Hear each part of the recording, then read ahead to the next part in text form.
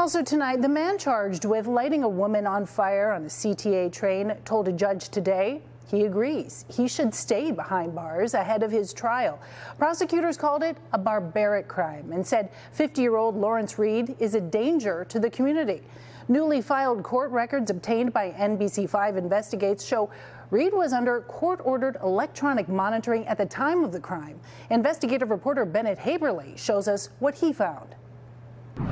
Before this most recent charge accusing him of setting a woman on fire aboard that CTA Blue Line train, Reed was placed on a 24/7 electronic monitoring device.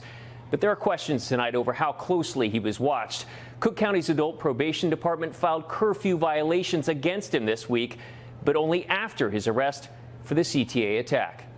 These court records show that 50-year-old Lawrence Reed was under court-ordered 24/7 electronic monitoring at the time that federal prosecutors say he doused a woman in flammable liquid and lit her on fire Monday while she was aboard a CTA Blue Line train. These newly filed court records show that Cook County's Adult Probation Department alleges that Reed violated the terms of his curfew multiple times in the days leading up to Monday's attack, including on November 9th, 12th, 13th, 14th, 15th, and again on Monday, the same day as the incident. A Cook County judge placed Reed on electronic monitoring back in August after he was accused of assaulting a social worker at McNeil Hospital, where he was receiving care.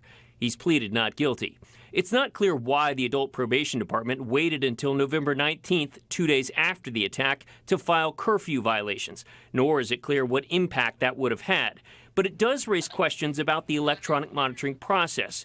In court Friday, a federal prosecutor called the train attack a barbaric crime, saying there's video of Reed at a Citgo gas station before the incident, filling his bottle with gasoline, and that the woman was on fire for nearly a minute before she was able to get help. Reed told the federal judge Friday he would represent himself and agreed he should be kept behind bars while awaiting trial, saying, "I agree of me being detained. It's for my safety. I agree with detention for my safety.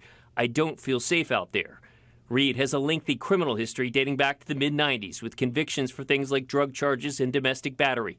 Court records show he's been treated for mental health issues at various hospitals.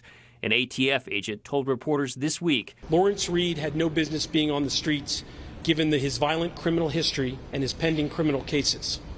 Reed had plenty of second chances by the criminal justice system, and as a result, you have an innocent victim in the hospital fighting for her life. A spokeswoman for the Chief Judge's office, which took over the electronic monitoring program from the Sheriff's office this year, said they could not comment.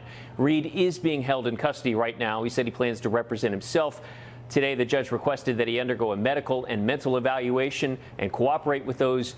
He told the court he would. Bennett Haeberle, NBC5 Investigates. Well, thanks to Bennett.